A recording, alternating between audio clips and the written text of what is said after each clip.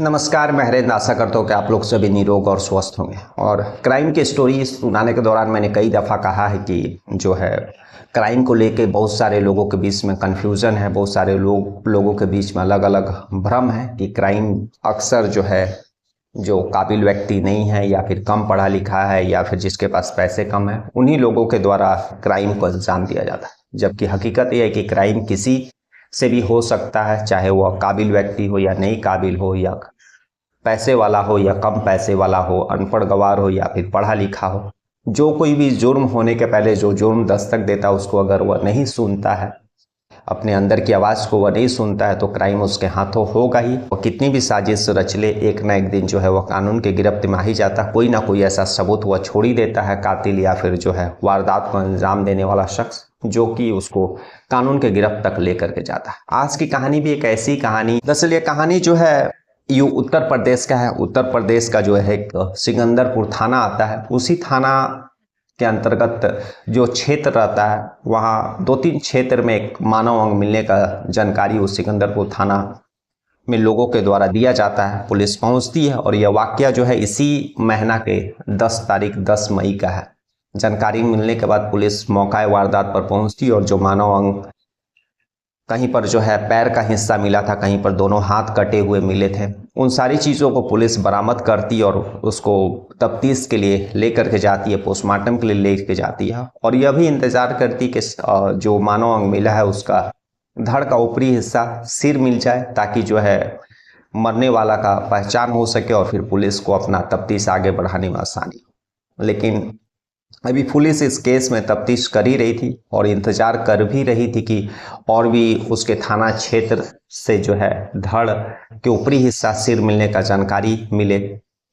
तभी जो है रात को 10 मई का ही 8 बजे उत्तर प्रदेश का जो कोतवाली थाना, वहाँ पर एक महिला जिसका नाम माया देवी रहती है, 50-52 साल उम्र था, अपने पति के गुमशुदगी का रिपोर्ट, लापता होने का रिपोर्ट दर्ज कराती है। वह बताती है कि दरअसल जो उसका पति एक दिन पहले ही बेटी को लेने के लिए जो है बक्सर गए हुए, तो उनकी बेटी जो है कोटा में रह करके इंजीनियरिंग की तैयारी कर रही थी और बक्सर रेलवे स्टेशन बिहार वो उतरती और वहाँ से फिर जो उसको लेकर के उत्तर प्रदेश आने वाले थे।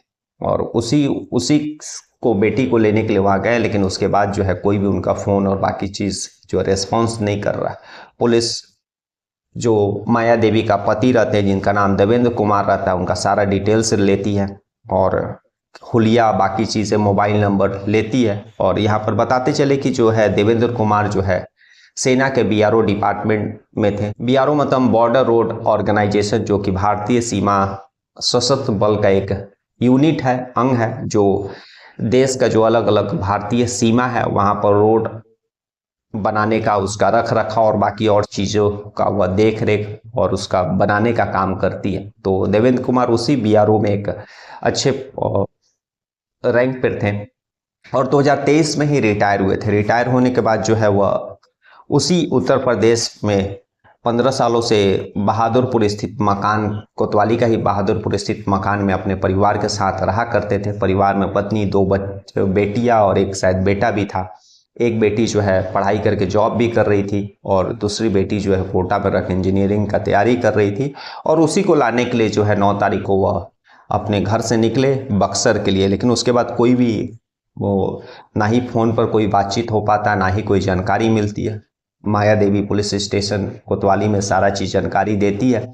पुलिस अपना तफ्तीश आगे बढ़ाती है। अब पुलिस के पास सीसीटीवी घर पर था, जिसमें जो है आसपास के जो भी फुटेज थे उसको भी खंगालती है। और सबसे बड़ा एविडेंस पुलिस को जो माया देवी ने अपने पति का जो फ़ोन नंबर दिया था वह था, उससे पुलिस को ट्रैक करना था कि आखिर देवेंद्र कुमार कहाँ तक गए और कहाँ के बाद जो है उनका मोबाइल स्विच ऑफ हुआ, लास्ट लोकेशन क्या था। और पुलिस उस मोबाइल सर्विलांस के थ्रू सारा डेटा इकट्ठा करती है और जब डेटा इकट्ठा करती है तो पुलिस को एक हैरान करने वाली जानकारी मिलती है कि दरअसल जो माया देवी ने अपने पति का मोबाइल नंबर दिया था, वह मोबाइल नंबर कहीं मूवमेंट ही नहीं हुआ। 9 तारीख को वह देवेंद्र कुमार का जो रूम रहता है उसी रूम में ही रहा। पुलिस को यह शक पैदा होता है कि अगर एक आर्मी, एक फौजी, रिटायर्ड फौजी की बीवी जो है वो भी 52 साल जिसका उम्र है, वह झूठ क्यों बोलेगी। पुलिस को शक होता है, लेकिन कोई भी एविडेंस या सबूत ऐसा था नहीं सिवाय जो है मोबाइल सर्विलांस का। खैर, पुलिस जो है इतना कंफर्म हो चुका था कि जो है देवेंद्र कुमार का मोबाइल 9 तारीख को उसी घर में था, कोई मूवमेंट नहीं हुआ और घर में ही बंद हुआ है। उसके बाद पुलिस जो है उस घर के आसपास का सीसीटीवी खंगालती है। सीसीटीवी में भी जो है 9 तारीख को देवेंद्र कुमार जो है घर में आते हुए दिखाई दे रहे और उसके बाद घर से बाहर कहीं भी निकलते हुए उस सीसीटीवी कैमरा में कैप्चर नहीं हुआ। पुलिस को शक हो जाता है, लेकिन चूंकि देवेंद्र कुमार एक फौजी थे और सेना के बीआरओ में थे, एक अच्छे अफसर थे और उनकी पत्नी माया देवी को डायरेक्ट पुलिस को उठाना बिना जो है ठोस एविडेंस से यह जो है काफ़ी एक क्वेश्चन मार्क था। तभी पुलिस जो है माया देवी का कॉल डिटेल सारा चीज़ खंगालती है। तब पुलिस को कुछ अजीब दिखता है, जिसमें एक शख्स जिसका नाम अनिल यादव रहता है और माया देवी, इन दोनों का जो है मोबाइल पर काफ़ी बातें हुआ करती है। और 9 तारीख को भी जिस समय स्विच ऑफ फ़ोन हुआ था उसके पहले भी माया देवी का कॉल जो अनिल यादव नाम का शख्स पर गया था और उसके बाद भी जो है कई दफ़ा जो है अनिल यादव के मोबाइल पर माया देवी का कॉल गया। पुलिस जो है गुपचुप तरीके से जो है परिवार के और लोग रहते हैं जैसे बेटियां और जो है उनके भाई, इन लोगों से पूछताछ करती है। तो पुलिस को कुछ शक को और हकीकत में तब्दील करने वाला जानकारी मिलता है। उसके बाद पुलिस जो है उस अनिल यादव को उठाने का सबसे पहले कोशिश करती है और तभी पुलिस जो है उस अनिल यादव के पीछे मोबाइल लोकेशन और बाकी चीज़ें से पीछे लगती है और उसको जो है पुलिस चेकिंग के दौरान जो एक टिप ऑफ पुलिस को मिला था कोतवाली थाना को, और उसी के दौरान जो है अनिल यादव को गिरफ्तार कर लेती है। गिरफ्तार करने के बाद पुलिस उससे कड़ाई से पूछताछ करती है। तब वह सारा कहानी बताता है कि दरअसल अनिल यादव जो है माया देवी के कहने पर ही उसके पति देवेंद्र कुमार का कत्ल किया है। उसके बाद पुलिस माया देवी को उठाती है और इस कत्ल इस साजिश में जो अनिल यादव के 2 और दोस्त थे उन लोगों को भी पुलिस गिरफ्तार करती है। और गिरफ्तारी के दौरान जो है अनिल यादव के जो दोनों दोस्त रहते वे लोग पुलिस पर फायरिंग भी करते हैं।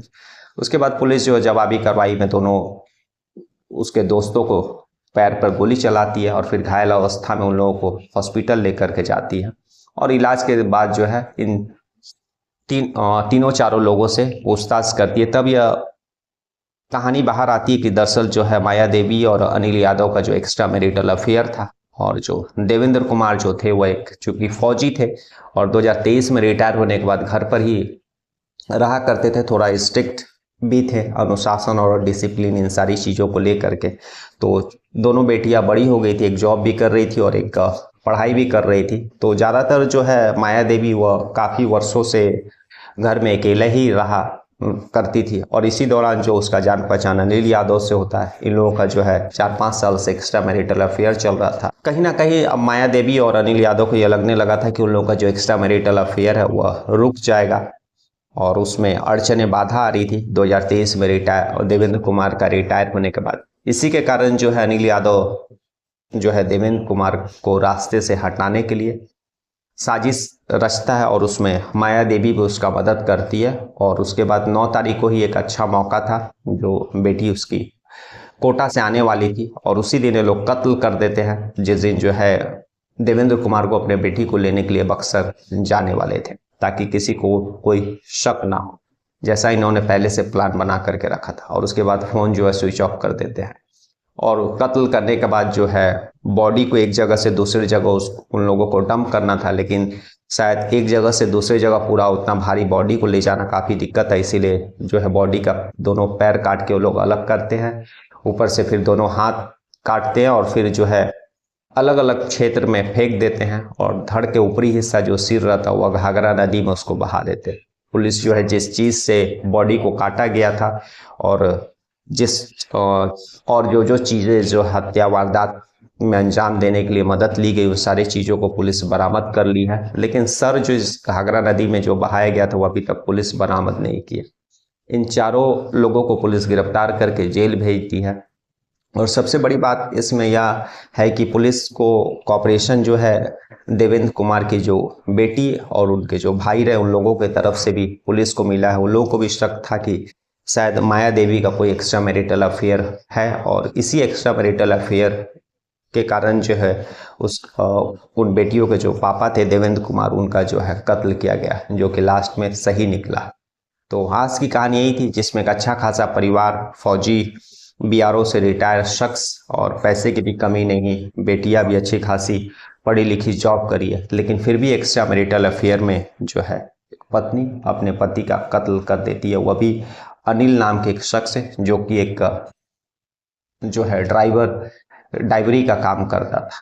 तो आप सोच सकते हैं कि क्राइम कितने निचली स्तर तक पहुंच गया है। कल मैं फिर ऐसी किसी कहानी के साथ मिलेंगे, तब तक के लिए नमस्कार, जय हिंद, जय भारत।